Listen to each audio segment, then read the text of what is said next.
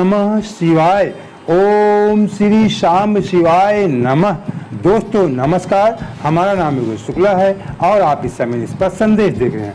शिव पुराण की पुस्तकों को पढ़ने से पहले या सुनने से पहले शिव रूप में उनका पूजन करना चाहिए। ये बात शिव पुराण में लिखी हुई है, पिछले अध्याय में हम बता भी चुके हैं।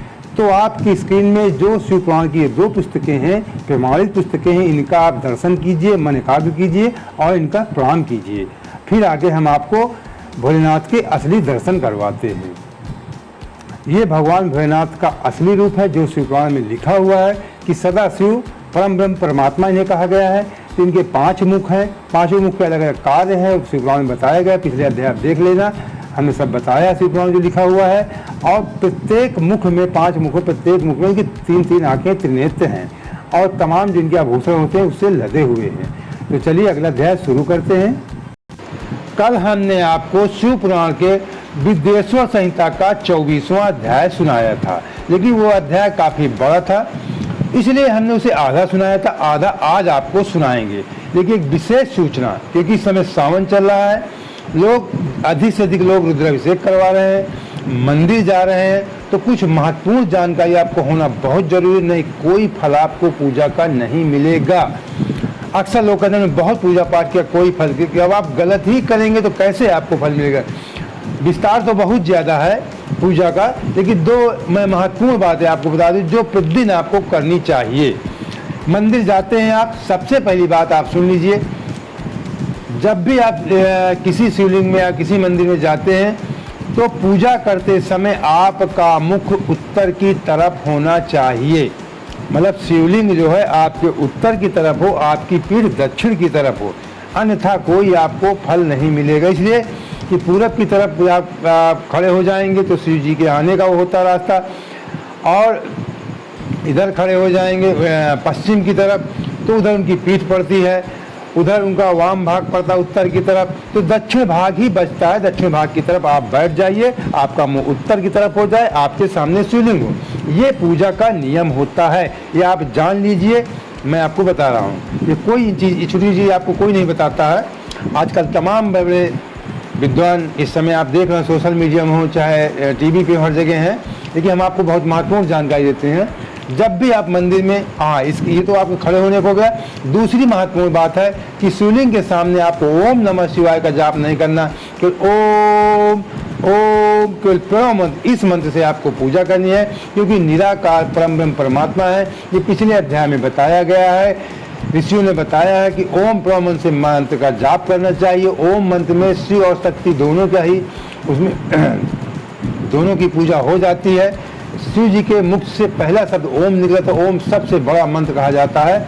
सब मंत्रों में शीर्ष, जैसे सभी देवताओं में शीर्ष देव महादेव शिव कहा जाता है, उसी प्रकार सभी मंत्रों में शीर्ष ओम को कहा गया है। जब कोई प्रतिमा हो या ऐसे आपको जाप घर में करना हो तो ओम नमः शिवाय का आप जाप कर सकते हैं। साकार रूप में प्रतिमा के सामने, फोटो के सामने आप ओम नमः शिवाय का जाप करिए, घर में ओम नमः शिवाय का जाप करिए। लेकिन शिवलिंग के सामने जब आप उनको अभिषेक या जल चढ़ा रहे हो तो केवल ओम प्रणव मंत्र से आपको पूजा करनी है। तो चलिए शुरू करते हैं। जो लोग तीनों लोकों के आधार स्वरूप महेश्वर भगवान शिव की निंदा करते हैं और त्रिपुर धारण करने वाले की निंदा करते हैं, उनको तो देखना ही पाप है। ऋषि जी कह रहे हैं सूर्य जी कि जो शिव की निंदा करे या जो व्यक्ति त्रिपुर धारण की उसकी निंदा करे, उसको देखना ही पाप है। तो कितना उन्होंने आप शब्दों को कहा कि किस तरीके वो व्यक्ति है। वो वर्णशंकर, और शंकर समझ रहे हैं कि दूसरी जात जो क्रॉस होते हैं, सुअर, असुर, राक्षस, खर, गधा, श्वान, कुत्ता, कोष्ठु, सियार तथा कीड़े मकोड़े के समान ही उत्पन्न होते हैं। जो लोग त्रिपुर धारण वाले व्यक्ति का अवहेलना करते हैं, मजाक बनाते हैं या हंसते हैं, वो लोग सुअर हैं, गधा हैं, सियार हैं, कुत्ता हैं। इस तरीके ऋषि जी ने कहा कि वो इस कीड़े मकोड़े इस तरह के समान ही उत्पन्न हैं। उन नरगामी व्यक्तियों को यह जन्म मात्र पाप करने के लिए, उनका जन्म ये पाप करने के लिए ही पैदा हुए हो। भगवान शिव की तथा त्रिपुर धारण करने वाले उनके भक्तों की जो निंदा करते हैं, उन्हें रात में देखने पर चंद्रमा के दर्शन से, अगर भगवान शिव कोई निंदा कर रहा है या त्रिपुर धारण करने वाले किसी भक्त की निंदा कर रहा है, अगर रात में वैसा व्यक्ति देख ले तो आपको चंद्रमा के दर्शन करिए, आपका पाप आप जो अगर उसने उस व्यक्ति को आपने देख लिया तो चंद्रमा के दर्शन करके आप मतलब आप जो आपका पाप कट जाएगा। दिन में अगर दिन में ऐसे व्यक्ति को आप देख लेते हैं जो त्रिपुंडधारी का अपमान करता है तो सूर्य के आप दर्शन जरूर कर लीजिए, रात में चंद्रमा के, दिन में सूर्य के। मात्र इतना ही नहीं, स्वप्न भी अगर स्वप्न भी ऐसे व्यक्ति आपको दिखाई पड़ जाएं तो स्वप्न में जो उन्हें देखें उसको अपनी शुद्धि के लिए श्रुति में कहे गए रुद्र सूक्त का आदर पूर्वक पाठ करना चाहिए, तभी उससे छुटकारा मिल सकता है। उनसे बात करने से नरक होता है, ऐसे लोगों से बात मत करिए, वो नरक ऐसे बातों हमको आपको नरक प्राप्त होगा, ऐसे लोगों से बात करें। उस नरक से मुक्ति प्राप्त करना असंभव है। जो भस्म त्रिपुंड आदि धारण करने वाले पुरुष की निंदा करते हैं वो निश्चित ही मूर्ख हो। मूर्ख व्यक्ति उनसे बात नहीं करना चाहिए। हे मुने, तांत्रिक ऊर्ध्व त्रिपुंड धारण करने वाले तथा तपाए हुए चक्र आदि चिन्हों को धारण करने वाले ये शिव यज्ञ के अधिकारी नहीं है। हे मुने, तांत्रिक जो तांत्रिक लोग हैं या ऊर्ध्व मेरे समझ में जो सीधा त्रिपुंड लगाते हैं, सीधा तिलक लगाते हैं, ऊर्ध्व त्रिपुंड धारण करने वाले तथा तपाए हुए चक्र आदि चिन्हों को धारण करने, इस तरह के जो लोग व्यक्ति होते हैं उनको शिव यज्ञ में नहीं बैठाना चाहिए। वे इस यज्ञ के उनको इस यज्ञ से बहिष्कृत कर देना चाहिए। इस प्रकार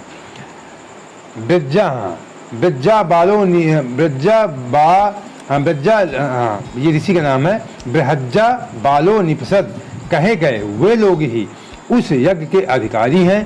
प्रयत्न पूर्वक उन्हें शिव यज्ञ के कार्य में सम्मिलित करना चाहिए। उन्हें भस्म लगाना चाहिए। विभूति का चंदन में विभूति का मिश्रण करके या चंदन विभूति में मिश्रण करके भस्म को मस्तक पर त्रिपुंड धारण करना चाहिए। चंदन मिल जाए उससे भी आप धारण करें, नहीं ऐसे इसलिए बताया गया है कि जल से उसको अपना स्नान करके आप लगा सकते हैं त्रिपुंड को। त्रिपुंड मस्तक पे, बाहों में, हृदय में और नाभि में 5 जगह तो महत्वपूर्ण लगाना चाहिए, बाकी तो नियम बहुत ज़्यादा है। त्रिपुंड धारण करना चाहिए। कुछ भी हो मस्तक पर विभूत धारण करना आवश्यक है, मतलब कहीं पर न लगाएं कि मस्तक पर जरूर आप लगाएं। मस्तक पर विभूत धारण करना आवश्यक है। यदि बुद्धि नहीं है तो भी यह करना सदा लोगों के लिए आवश्यक ही है। अगर निर्बुद्ध व्यक्ति है उसको भी लगाना चाहिए। ब्रह्मचारी, सधवा, विधवा स्त्रियों, ब्रह्मचारी को स्त्री है, सधवा है मतलब जो कहने का मतलब जो शादीशुदा स्त्री है सधवा, शादीशुदा। विधवा को आप जानते हैं, विधवा स्त्रियों को, ब्रह्माण आदि द्विजों को केश पर्यंत भस्म धारण करना चाहिए, मतलब केश में भस्म लगाना चाहिए, बालों में केश पर्यंत भस्म धारण करना चाहिए। इसी प्रकार ब्रह्मचर्य आदि आश्रम वालों को भी स्वच्छ विभूति धारण करना चाहिए, क्योंकि विभूति मोक्ष देने वाली है, समस्त पापों को नाश करने वाली है। भस्म बहुत बड़ा इसका भस्म का रहस्य है। जो भस्म द्वारा विधि पूर्वक त्रिपुंड धारण करता है वह ब्रह्म हत्यादि महापातक समूह और उच्छिष्ट आनंद भक्षण उपपातकों से मुक्त हो जाता है। जो ब्रह्म हत्या आदि करा किए हो, पिछले भी बताया गया, उन भस्म लगाए से वो तर जाता है। ब्रह्मचारी, गृहस्थ, वानप्रस्थी, सन्यासी, ये चारों आश्रम मतलब ब्रह्मचारी, गृहस्थ, वानप्रस्थ, सन्यासी, ये 4 आश्रम का है, आप लोग जानते भी हैं। 4 आश्रम ब्राह्मण, क्षत्रिय, वैश्य, शूद्र, 4 जातियाँ कही गई हैं, ब्राह्मण, क्षत्रिय, वैश्य, शूद्र। अन्य वर्ण संकर, ये चारों वर्ण उपवर्ण के लोग हैं। पतित अथवा नीच मनुष्य भी विधिपूर्वक शरीर, मतलब ये सब के लिए बता दिया गया है। जो भी हो XYZ, कोई भी जात, धर्म, सन्यासी, गृहस्थ, क्षत्रिय, वैश्य, शूद्र, कोई भी हो, पतित हो, पापी हो, नीच मनुष्य हो, विधिपूर्वक शरीर पर भस्म उद्धूलन, यानी भस्म उद्धूलन मतलब लेप करता है, भस्म का उद्धूलन लेप करता है और त्रिपुंड धारण करके शुद्ध हो जाते हैं, क्योंकि सम्यक रूप से धारण की गई भस्म से तत्काल ही पाप राज से मुक्त प्राप्त हो जाता है। अगर आपने ऐसा किया तो पाप से आप मुक्त हो जाएंगे। ऐसा ही पिछले अध्याय में कहा गया था कि जो भस्म लगाते हैं वो किसी तीर्थ में जाते हैं तो उनको तत्काल फल भी उस तीर्थ का मिल जाता है भस्म लगाने से। भस्म धारण करने वाला व्यक्ति विशेष रूप से स्त्री हत्या, गो हत्या, भील हत्या, अश्व हत्या, घोड़ा हत्या आदि पापों से मुक्त हो जाता है। इसमें संशय कोई शक नहीं, इसमें संशय नहीं है। दूसरे के द्रव्य हरण, पराई स्त्री का अभिमर्शन, दूसरे की निंदा, किस तरह के लोग बताया गया है, इनका भी पाप हट जाता है। दूसरे का द्रव्य, दूसरे का कोई सामान अपना कर लेना, पराई स्त्री का अभिमर्शन करना, पराई स्त्री के अभिमर्शन करना, उनको छूना, दूसरे की निंदा करना, पराए खेत का अपहरण, दूसरे खेत के कोई जमीन जायदाद हड़प लेना, दूसरे के नष्ट, दूसरे को जो कष्ट देता है, फसल बाग आदि का, किसी की फसल कोई चुरा लेता है, घर फूंकना, घर जला देता है, आदि कर्म नीचे से आदि कर्म, ये सब उनसे मतलब जो है भग लगाने से शुद्ध हो जाता है व्यक्ति। नीचों से गाय सोना, नीच व्यक्ति से ये नहीं खरीदना चाहिए। गाय सोना, भैंस, तिल, कंबल, वस्त्र, अन्न धान्य तथा जल आदि का परिग्रह इनसे नहीं खरीदना चाहिए। दास, मछुआरा, वैश्य, मतंगी, चांडाली, शूद्रा, नटी, रजस्वला स्त्रियों के बारे में, कन्या, विधवा स्त्रियों से मैथुन, मांस, इन लोगों से जो गलत संगत करते हैं व्यक्ति, इन स्त्रियों से उनके बारे में लिखा है, से मैथुन, मांस, उनका भी मांस, चर्म रस, मांस, गोश्त, मदिरा भी खाता है, नमक का विक्रय, नमक बेचता है, पैशून्य चुगली करता है और स्पष्ट बात असत्य ग्राही का असत्य गवाह झूठी गवाही देता है आदि देना। इस प्रकार से अन्य असंख्य विभिन्न प्रकार के पाप त्रिपुंड धारण करने के प्रभाव से तत्काल ही नष्ट हो जाते हैं। कहने का मतलब इस तरह के कितना भी बड़ा कोई पापी हो, कुछ भी हो, वो त्रिपुंड धारण करता है, उसके सब पाप नष्ट हो जाते हैं। कहने का सारांश ये है, भगवान शिव के द्रव्य का अपहरण और जहाँ कहीं शिव की निंदा करने वाला तथा शिव के भक्तों की निंदा करने वाला व्यक्ति प्रायश्चित करने पर भी शुद्ध नहीं होता है। भगवान शिव के द्रव्य का अपहरण, जहाँ कहीं शिव की निंदा करें, अगर आप शिव की निंदा कर रहे हैं, उनके भक्त की निंदा कर रहे हैं, तो प्रायश्चित करने पर भी व्यक्ति शुद्ध नहीं होता है। जिसने शरीर पर रुद्राक्ष, मस्तक पर त्रिपुंड धारण किया है, ऐसा मनुष्य यदि चांडाल भी है तो भी वह सभी वर्णों में श्रेष्ठतम और समपूज्य है। कितनी अच्छी बात लिखी हुई है। सूर्य जी ने कहा कि अगर कोई चांडाल भी रुद्राक्ष पहने और मस्तक पे त्रिपुंड लगाए तो ऐसा मनुष्य सभी वर्णों, सभी हमसे आप सभी लोगों से भी वो श्रेष्ठ पुरुष है और समपूज्य, पूजने योग्य व्यक्ति है। कोई चांडाल भी भस्म लगा लिया, रुद्राक्ष पहन लिया है, तो वो श्रेष्ठ पुरुष है, हमसे आपसे श्रेष्ठ है और पूजने योग्य है, श्रेष्ठतम है और संपूज्य है। जो मस्तक पर त्रिपुंड धारण करता है वह इस संसार में जितने भी तीर्थ हैं, और मतलब जितने, अगर मैं कई बार बताया कि जितने भी आप मस्तक पर अगर भस्म लगाते हैं, त्रिपुंड लगाते हैं, त्रिपुंड मतलब 3 उंगली से मस्तक मध्य में बनाया जाता है, गंगा आदि जितनी नदियाँ, उन सब में स्नान किए हुए स्नान के पुण्य को प्राप्त करने बराबर। जितनी भी आप स्नान तीर्थ करते हैं, गंगा से स्नान करते हैं, सबके बराबर केवल त्रिपुंड धारण करना है। सब जितने भी तीर्थ हैं उनके समान ही पुण्य फल, उनके सब तीर्थों के बराबर फल मिलता है। पंचाक्षर मंत्र से लेकर 7 करोड़ महामंत्र और अन्य करोड़ों मंत्र शिव कैवल्य को प्रदान करने वाले होते हैं। हे मुने, विष्णु आदि देवताओं के लिए प्रतिपादित अन्य जो मंत्र हैं वे सभी सुखों को देने वाले हैं। जो त्रिपुंड धारण करता है उसके वश में वे सब मंत्र स्वतः ही हो जाते हैं। जो भगवान विष्णु आदि के मंत्र हैं जिससे उन देवताओं को सुख मिलता है, अगर हम आप त्रिपुंड धारण करते हैं तो वो मंत्र अपने आप हमारे आपके वश में हो जाते हैं। ऐसा लिखा है। त्रिपुंड धारण करने वाला मनुष्य अपने वंश गोत्र में उत्पन्न हजारों पूर्वजों और भविष्य में उत्पन्न होने वाली हजारों संतानों का उद्धार करता है। जो त्रिपुंड धारण करता है वो मनुष्य अपने पूर्वजों को भी तार देता है, आने वाली जो संतानें होंगी उनको भी तार देता है, संतानों का उद्धार करता है। जो त्रिपुंड धारण करता है उसे इस लोक में रोग रहित दीर्घ आयु प्राप्त होती है। जो त्रिपुंड धारण करता है उसको रोग नहीं होते और उसकी आयु लंबी होती है, काफ़ी समय तक जीता है। वह संपूर्ण भोगों का उपभोग करके, वो संपूर्ण भोग सारी सुविधाएं, जो ऐश्वर्य जो आप चाहते हैं आज के युग में, कलयुग में सब ऐश्वर्य आपको भोग विलास मिलता है। सारे भोगों का उपभोग करके जीवन के अंतिम समय में सुखपूर्वक ही मृत्यु को प्राप्त कर, सारे जीवन के आप सुख भोगेंगे, लास्ट में आराम से आपकी मृत्यु हो जाएगी। कष्टदायी मृत्यु आपकी नहीं होगी। इसलिए त्रिपुंड धारण करना बहुत जरूरी है। वह मृत्यु के पश्चात अणिमा, महिमा आदि 8 ऐश्वर्यों और सद्गुणों से युक्त दिव्य शरीर वाले शिव को प्राप्त करता है। और दिव्य लोग मतलब वो व्यक्ति जो है अलिमा, महिमा, 8 ऐश्वर्य, तमाम जो ऐश्वर्य होते हैं सद्गुणों से युक्त होकर दिव्य शरीर वाले शिव को प्राप्त करता है। और दिव्य लोक में देवों से सेवित दिव्य विमान पर, दिव्य लोक में देवों से सेवित देवताओं के द्वारा दिव्य विमान चढ़कर शिव लोक जाता है। ऐसा व्यक्ति अंतिम समय में मतलब दिव्य विमान पर, विशेष विमान पर उसके लिए आता है और शिवलोक चला जाता है। वहाँ पर वह सभी विद्याधरों, महापराक्रमी गंधर्वों, इंद्र आदि लोकपालों के लोकों में क्रमशः जाकर बहुत से भोगों का उपभोग करता है। इंद्राज सबके साथ बढ़िया भोग करता है वहाँ स्वर्ग में जाके अपना ऐशो आराम करता है, करता हुआ प्रजापतियों के पदों और ब्रह्मा के पद पर आसीन हो, ब्रह्मा के पद पर आसीन हो जाता है, होकर वहाँ दिव्यलोक की सैकड़ों कन्याओं के साथ, दिव्यलोक की तमाम जो वहाँ कन्याएं हैं उन कन्याओं के साथ आनंदित होता है।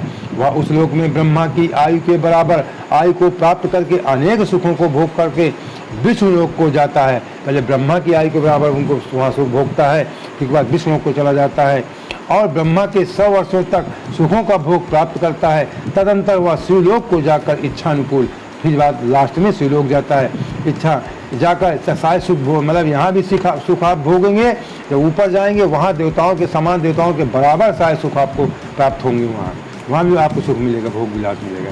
तदंतर वह शिवलोक को जाकर इच्छानुकूल अक्षय कामनाओं से प्राप्त कर शिव सानिध्य प्राप्त कर, फिर लास्ट में शिव के सानिध्य में आप पहुँच जाते हैं। इसमें संदेह नहीं है, कहें इसमें कोई शक मत करिए, संदेह नहीं है, ऐसा होता है। सभी उपनिषदों सार को बार बार सम्यक रूप से देखकर यही निर्णय लिया गया। ये ऋषि मुनि कह रहे हैं सभी उपनिषदों, सभी प्रकार के जो उपनिषद हैं उनके को सारांश, उनको रिसर्च किया गया, बार बार सम्यक रूप से बार बार उनको देखा गया, पढ़ा गया, रिसर्च किया गया, उसे देखकर यही निर्णय लिया गया कि त्रिपुंड धारण करना ही परम श्रेष्ठ है। मतलब सारे ऋषियों जो रिसर्च सब वेद पुराण पढ़ने के बाद ये निर्णय निकाला कि त्रिपुंड धारण करना ही सबसे परम श्रेष्ठ है। त्रिपुंड धारण करने से बड़ा कोई कार्य नहीं है। जो ब्राह्मण विभूत की निंदा करता है वह ब्राह्मण नहीं है। अगर ब्राह्मण जाति का व्यक्ति भस्म की निंदा करता है, किसी को हंसता है, तो ब्राह्मण नहीं है वो, अपितु अन्य जाति का है और विभूति निंदा के कारण उसे चतुर्मुख ब्रह्मा की आयु सीमा तक नरक भोगना पड़ता है। अपितु अन्य जाति का है और विभूत की निंदा के कारण अगर वो मतलब दूसरे जाति का है और विभूत की निंदा करता है, चतुर्मुख, भगवान ब्रह्मा के पहले 5 मुख थे, एक मुख को शिव जी ने काट दिया था, पिछली कहानी देख लेना आप, 4 मुख बचे हैं, तो उनके भी आयु, ब्रह्मा की आयु की सीमा के बराबर नरक भोगना पड़ता है। जो कोई त्रिपुंड की उनको देख के हंसता, बुराई कर निंदा करता है। श्राद्ध यज्ञ जप होम बलि वैश्यो देव और देव पूजन के समय जो पूत आत्मा मनुष्य त्रिपुंड धारण करता है वह मृत्यु को भी जीत लेता है। श्राद्ध घर में कर रहे हो उस समय त्रिपुंड लगा लीजिए आप, पितरपक्ष आने वाला है, श्राद्ध के समय त्रिपुंड जरूर लगाएं। यज्ञ कर रहे हैं, कोई जप कर रहे हैं, कुछ भी कर रहे हैं, त्रिपुंड जरूर आप धारण करें, वो मृत्यु को भी जीत लेता है ऐसा व्यक्ति। मल त्याग करने पर, मल त्याग शुद्ध के लिए जल स्नान किया जाता है, जिस तरह मल मतलब आप शौच किया करने के बाद स्नान करते हैं शुद्धि के लिए, भस्म स्नान करने पर सदा पवित्र, उसके बाद भस्म लगाने पे आप सदा पवित्र हो जाते हैं। मंत्र स्नान पाप का हरण करता है और ज्ञान रूपी जल में अवगाहन करने पर परम पद की प्राप्ति होती है। समस्त तीर्थों में स्नान करने से जो पुण्य और फल प्राप्त होता है वह फल भस्म स्नान करने वालों को प्राप्त हो जाता है। इसलिए बताया गया कि जो तमाम तीर्थों, स्नानों, नदी हुआ जो आप स्नान करते हैं उसके आप भस्म लगा लीजिए, सारे पुण्य आपको प्राप्त हो जाते हैं। भस्म स्नान की परम श्रेष्ठ तीर्थ है, भस्म स्नान ही परम श्रेष्ठ। सभी तीर्थों में भस्म स्नान का भस्म आप लगाते हैं, शरीर में धारण करते हैं, तो कोई तीर्थ आप करें या न करें, सब तीर्थों का फल आपको प्राप्त होता है। जो प्रतिदिन गंगा तीर्थ स्नान के समान है, भस्म तो भस्म रूपी साक्षात शिव है। जो भस्म रूपी व्यक्ति है, भस्म तो भस्म रूपी शिव साक्षात शिव है, जो त्रैलोक को पवित्र करने वाला है। इसलिए बताया गया था कि भस्म धारण करने का मतलब कि आपने साक्षात शिव को धारण कर लिया। भस्म में जितने कण होते हैं वे सभी कण, जो भस्म के कण हैं उतने शिवलिंग आपने धारण कर लिया, ये भस्म का मतलब होता है। और शिव जी भस्म को धारण करते हैं, शिव जी भस्म इसलिए धारण करते हैं कि वो ब्रह्मा, विष्णु और रुद्र के सार्थक को धारण किए रहते हैं। वो ब्रह्मांड है, ब्रह्मांड के सर्वोच्च है, इस जगत के सर्वोच्च देवता हैं इस ब्रह्मांड के भोलेनाथ। बिना त्रिपुंड धारण किए जो ब्राह्मण स्नान, ध्यान, दान, जप आदि अनुष्ठान कर्म करता है वह ना तो स्नान है, न ध्यान है, न दान है। बिना त्रिपुंड धारण किए जो अगर ब्राह्मण है, इस तरह के कार्य कोई जप दान कुछ भी करता है, सोचता मैं बहुत अच्छा कार्य कर लिया और त्रिपुंड नहीं लगाता है, नहीं, तो ना तो स्नान है, न ध्यान है, न दान है और न जप आदि अनुष्ठान कर्म ही है, केवल तो साधारण कर्म है अगर आप त्रिपुंड नहीं लगाते थे। वानप्रस्थ कन्या दीक्षा रहित मनुष्यों को मध्याह्न के पूर्व ही जल से युक्त त्रिपुंड धारण करना चाहिए। वानप्रस्थ कन्या है, दीक्षा रहित है, कोई गुरु मंत्र आपने नहीं लिया है, मनुष्य को मध्याह्न दोपहर के पहले ही जल से मिश्रित जल में स्नान कर त्रिपुंड धारण करना चाहिए, किंतु मध्याह्न के पश्चात जल रहित भस्म के त्रिपुंड धारण करना उचित है। मतलब दोपहर के बाद जल रहित सूखी भस्म आप लगा सकते हैं। इस प्रकार श्रद्धापूर्वक दृढ़ निश्चय वाला जो व्यक्ति नित्य त्रिपुंड धारण करता है उसे शिव भक्त जानना चाहिए। उसी को मुक्ति और भुक्ति और मुक्ति मिलती है, मतलब भोग और विलास और मुक्ति मोक्ष मिलता है। जिसके अंग पर प्रचुर पुण्य देने वाला एक भी रुद्राक्ष नहीं है, अगर आपके शरीर में रुद्राक्ष का एक भी दाना नहीं है, एक भी और वह त्रिपुंड से भी रहित है, तो उसका जन्म लेना व्यर्थ है। मतलब अगर आपके शरीर में रुद्राक्ष का एक दाना भी नहीं है, आप त्रिपुंड भी नहीं लगाते, तो आपका जीवन ही व्यर्थ है। इसलिए आप संकल्प कर लीजिए, कुछ ना कुछ एक रुद्राक्ष का चाहे एक ही दाना पहनिए, हो सके माला पहन लीजिए। कोई माला अपने राज के अनुसार पहन सकते हैं, बाकी ऐसे पंचमुखी माला सभी के लिए लागू, आप पहन सकते हैं, पंचमुखी में कोई नुकसान नहीं है। एक मुखी पहन सकते, एक मुखी थोड़ा महंगे आते हैं, एक मुखी पहन सकते हैं, कोई भी एक दाना भी कुछ भी पहन लीजिए आप। अगर आपके पास अभी रुद्राक्ष का समय आप नहीं मंगा सकते तो त्रिपुंड तो बहुत ही सरल चीज़ है। घर में कोई भी आप धूप बत्ती हवन करते हैं, उसकी राख है या बेल की या लकड़ी या समी या पीपल की लकड़ी की राख जो होती है, कुछ नहीं, गाय के गोबर की जो राख होती है उसको आप मस्तक के त्रिपुंड लगा लीजिए। कुछ भी ना मिले पूजा के समय, पुराने किसी ध्यान लिखा है कि मिट्टी ही चाहे लगा लिया जाए, लेकिन जब शिव के सामने आप जाइए त्रिपुंड लगा के जाइए, रुद्राक्ष धारण के तो त्रिपुंड लगाना चाहिए। इसके पश्चात भस्म धारण तथा त्रिपुंड की महिमा एवं विधि बताकर सूत जी ने कहा, हे महर्षियों, इस प्रकार मैंने संक्षेप में त्रिपुंड का महात्म्य बताया है। यह समस्त प्राणियों के लिए गोपनीय रहस्य है। बहुत अच्छी बात लिखी है उनका संक्षेप में, तुम्हें संक्षेप में विस्तार बहुत ज़्यादा, शिव की महिमा शिव ही जाने, सूत जी कई बार खुद कह चुके हैं। संक्षेप में त्रिपुंड का, संक्षेप में त्रिपुंड का जो महत्व था मैंने बता दिया। महत्व बहुत ज़्यादा है, उसको शब्दों में नहीं व्यक्त किया जा सकता। समस्त प्राणियों के लिए गोपनीय रहस्य है, ये समझ में गोपनीय, उन्होंने कहा था कि मैं गोपनीय रहस्य आपके सामने खोल कर रख दूंगा। सूर्य जी ने कहा था गोपनीय रहस्य है, इसीलिए मुझे भी लगता है कि बहुत सारी चीज़ें मैंने भी इस बारे में कभी आज तक नहीं, ब्राह्मण कुल में जन्म लिया, उसके बावजूद तमाम लोगों के साथ बैठक उठक भी करता हूँ, लेकिन इस तरह की चीज़ें कभी मेरे सामने नहीं है, पुराण पढ़ो तो मेरे सामने आती हैं। हो सकता है या लोगों को ज्ञान नहीं, या तो गोपनीय रहस्य ऐसे लोग नहीं बताते, जो भी मैटर हो। अतः आपको भी इसे गुप्त ही रखना चाहिए, लिखा हुआ अतः इसे आप भी गुप्त रखना चाहिए, लेकिन हम आपको पुराण में लिखा हुआ पढ़ रहे हैं तो आप ये सुन सकते हैं। इसलिए कि इसकी अवहेलना लोग, गुप्त का मतलब है कि बहुत सार्थत्व की बात है, बहुत ही बारीक पॉइंट है। मैं किसमें क्या कहूँ, मैं कई बार कहता हूँ किसी को केवल महसूस कर सकते हैं आप, उस किसी नाम से उनको सीमित नहीं कर सकते हैं, गुप्त ही रखना चाहिए। अतः आपको भी इसे गुप्त ही रखना चाहिए। मुनिवरों, ललाट आदि सभी निर्दिष्ट स्थानों में जो भस्म 3 तिरछाएं रेखाएं बनाई जाती हैं, उन्हीं को विद्वानों ने त्रिपुंड कहा है। भावों के मध्य से भाग से लेकर, मैं कहा मध्य बीचों बाज जो होता है, आप देख लीजिए शिव जी के कैसे मस्तक में लगा रहता है, पूरा मस्तक नहीं लगा रहता। भावों के मध्य भाग से लेकर जहाँ तक भावों का अंत है, मतलब दोनों भावों के मध्य से और अंत बीच में आपको कुछ मध्य में लगाना है, आपको अपने ललाट में, अपने कपार में लगाना है। मध्यमा और अनामिका उंगली से 2 रेखाएं करके, मध्यमा और अनामिका उंगली से 2 रेखाएं करके बीच में अंगूठा भी लगा लीजिए। प्रतिलोम भाव से की गई रेखा त्रिपुंड कहलाती है। अथवा बीच की 3 अंगुलियों से भस्म, या बीच की 3 अंगुलियों में आप भस्म लगा लीजिए, सीधे ऐसे मस्तक पे लगा लीजिए। उन्हीं से भस्म लेकर यत्नपूर्वक भक्ति भाव से ललाट में त्रिपुंड धारण करें। त्रिपुंड अत्यंत उत्तम तथा भोग और मोक्ष देने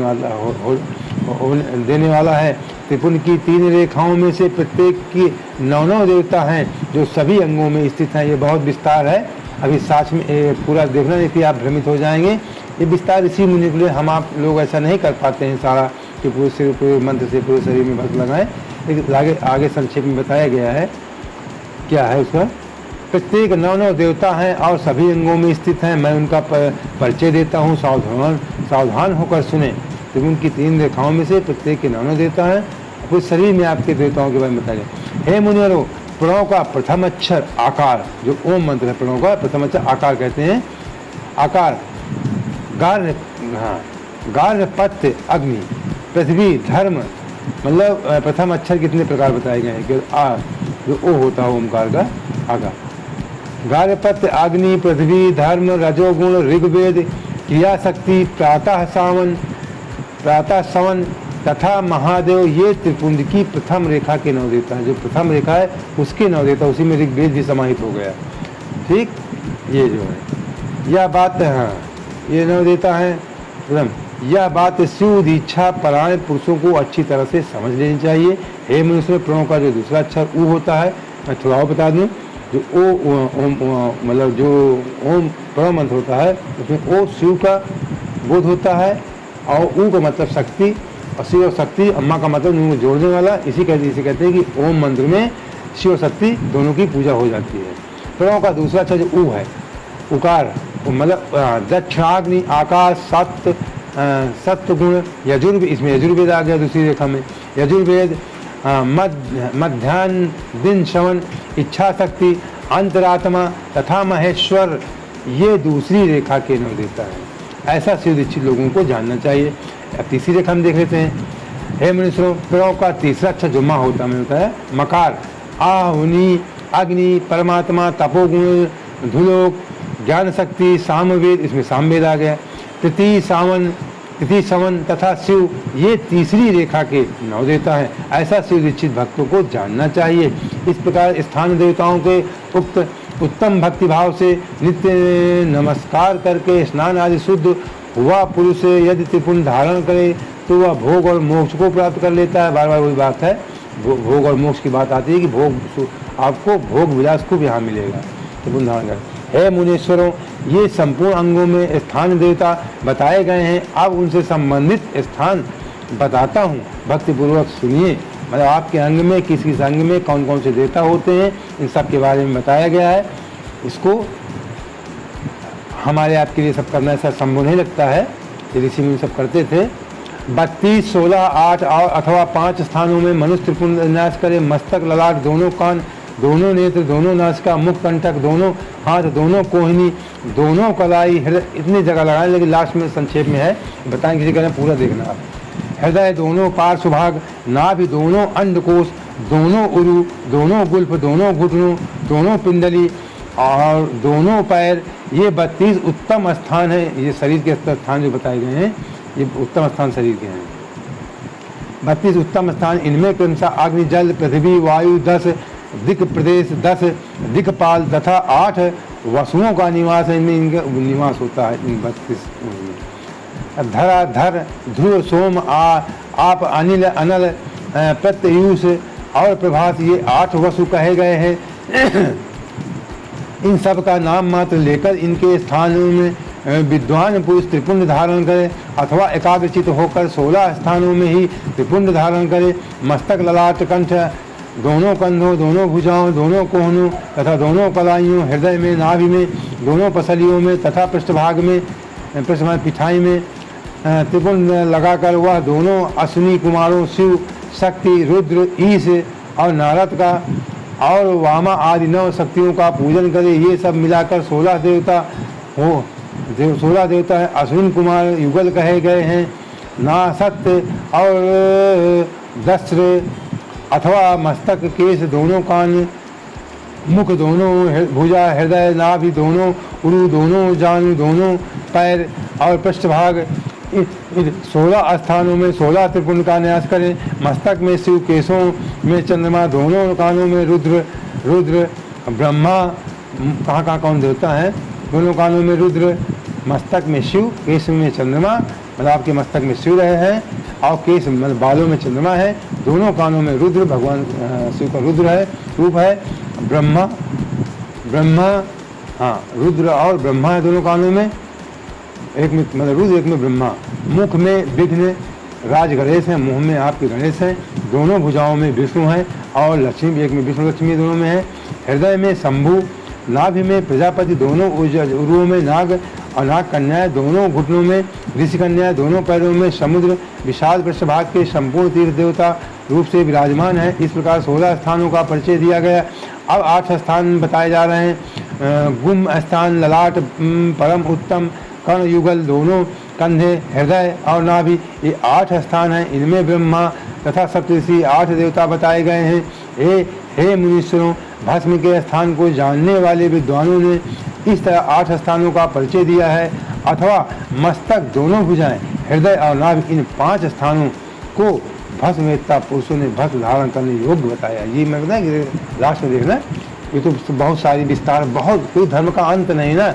बहुत इसी में हमें बहुत रिसर्च करते थे, वो बहुत एक एक अंग, एक एक चीज़, एक एक देवता, उनकी बहुत विस्तार है, उसमें हम आप नहीं, कलयुग में नहीं कर पाएंगे साहब। ये मस्तक में, आप मस्तक में लगाइए, दोनों भुजाओं में, आप देखते होंगे लोग लगाते हैं मस्तक में, दोनों भुजाओं में त्रिपुर लगाइए। हृदय, जहाँ आपके दिल होता है वहाँ पे हृदय पे लगाइए। नाभि में लगाइए। 5 आपके हो गए, इन 5 जगह पे लगाना चाहिए। हम इतना संभव भी है, इतना हम आप कर सकते हैं। इन 5 स्थानों में भस्मवेत्ता पुरुषों ने भस्म धारण करने योग्य बताया है। यथा संभव देश काल आदि की अपेक्षा, मतलब देश काल अपने हिसाब से, माहौल के हिसाब से ये मतलब होता है। देश काल की अपेक्षा रखते हुए उद्धूलन भस्म, मतलब जिस तरह माहौल उस तरह आप भस्म लगाइए। उद्धूलन भस्म को अभिमंत्रित करना तथा जल में मिलाना आदि कार्य करे। यदि उद्धूलन में भी असमर्थ, यदि शरीर में लेप करने में असमर्थ है तो त्रिपुंड आदि लगाएं। अब शरीर में लेप नहीं लगा सकते तो त्रिपुंड लगा लीजिए आप। त्रिनेत्रधारी, तीनों गुणों के आधार तथा तीनों देवताओं के जनक भगवान शिव स्मरण करते हुए, जनक, सभी देवताओं के जनक है शिव जी, हाँ, शिव का स्मरण करते हुए नमः शिवाय कहकर ललाट में त्रिपुंड लगाएं। ललाट में जब भी त्रिपुंड लगाएं, नमः शिवाय कहकर लगाएं। ईशाम्भ्य नमः ऐसा कहकर दोनों पार्श्वभागों में त्रिपुंड धारण करें। बीजाम्भ्य नमः यह बोलकर दोनों प्रकोष्ठों में भस्म लगाएं। पितृभ्याम नमः यह कहकर नीचे के अंग में, उमेशाम्भ्याम नमः कहकर ऊपर के अंग में, तथा भीमाय नमः कहकर पीठ में और सिर के पिछले भाग में त्रिपुंड लगाना चाहिए। मैं जी आप देख लीजिए, अगर मस्तक में लगाते हैं तो नमः शिवाय भी कहिए और मस्तक में आप त्रिपुंड लगाइए। ये इस तरीके, ये 24वां अध्याय ने आपको सुनाया। फिर एक विशेष सूचना सुन लीजिए। पिछले अध्याय में कई बार बताया गया है कि पहले कोई लिखने की व्यवस्था नहीं थी, कि सुनने की व्यवस्था थी। जैसे एक दूसरे को सुनाते थे, सूर्य जी सुना रहे हैं, सूर्य जी को उनके वेद व्यास जी ने सुनाया, वेद व्यास जी को सनत कुमार जी ब्रह्मा जी के लड़के ने सुनाया। इस तरह की पूरी महिमा एक दूसरे को बताई जाती थी। अब लिखित रूप आ गया है तो हम आपको सुना रहे हैं, आप भी दूसरे को सुनाइए, शिव की महिमा बताइए। वीडियो को शेयर जरूर कर दिया करें, इससे आपको दुगना फल प्राप्त होगा। अपने कल्याण से दूसरे का कल्याण भी सोचना चाहिए। चैनल को अगर माताएं बहनें सब्सक्राइब नहीं की, हमसे जुड़ना चाहते हैं, मित्र हैं माताएं बहनें, तो तुरंत चैनल को बगल में लाल से सब्सक्राइब कर लीजिए। तो उसके बाद घंटी का निशान है उसको छू लीजिए, उसमें 3 निशान सबसे ऊपर वाले छू लीजिए, जिससे जब भी अगला वीडियो हम डालेंगे उसकी सूचना आपको प्राप्त हो जाएगी। ओम नमः शिवाय। ओम श्री शाम शिवाय नमः।